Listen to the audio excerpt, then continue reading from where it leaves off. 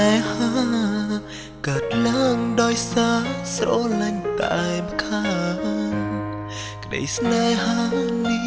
គឺអូនជាអ្នកអើងអាងហេតុផលក្រុមយ៉ាងស្រីក៏បានដឹងហេតុអ្វីអូនមកត្រាំមុនពេលបងស្គាល់អូនថាក្នុងបេះដូងមានចំណែកហើយកែប្រមែអីលោកខ្លះក្តីស្នេហានេះគឺអូននៅមានជំរឹងតែចំណែកលើបងឬក៏គេក្រោយពេលយើងខ្លាចជាសង្សារគឺមានតែបងទេដែលដឹងមុនគេ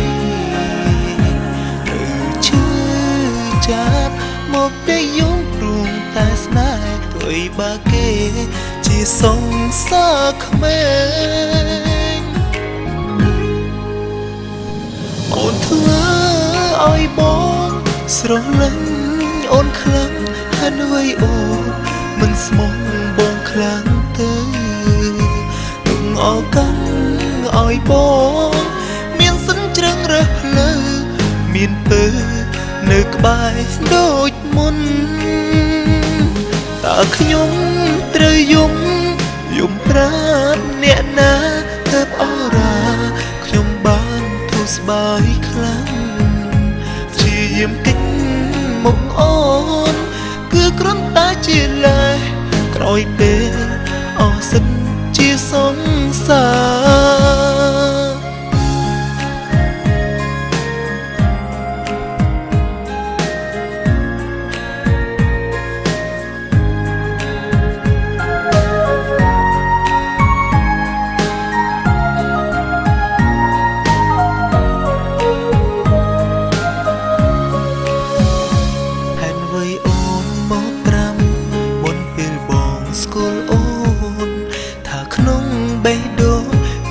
ចំណែកលើក្តីស្នេហានេះគឺអូននៅមានជំរឹងដោយចំណែកលើបងឬក៏គេក្រោយពេលយើងខ្លាចជាសង្សារគឺមានតែបងទេដែលដឹងមុនគេត្រូវឈឺចាប់មកតែយំព្រមតែស្នេហ៍ទុយបើគេជាសង្សារក្មេងអូនធ្វើឲ្យបងស្រឡាញ់អូនខ្លាំងហើយអ្វីអូនមិនស្មោះបងខ្លាំងទៅនឹងអរកាន់ឲ្យបងមានសិនជ្រឹងរើសលើមានពើនៅក្បែរដូចមុនតើខ្ញុំត្រូវយំប្រាប់អ្នកណាទៅអរ៉ា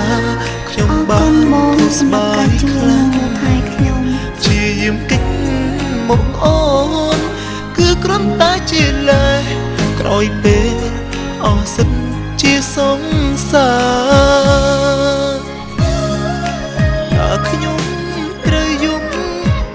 ប្រាប់អ្នកណាជាយាមកិច្ចមុខអូនគឺគ្រាន់តែជាលេសក្រោយពេលអស់សិនជាសង្សារជាយាមកិច្ចមុខអូនគឺគ្រាន់តែជាលេសក្រោយពេលអស់សិនជាសង្សារ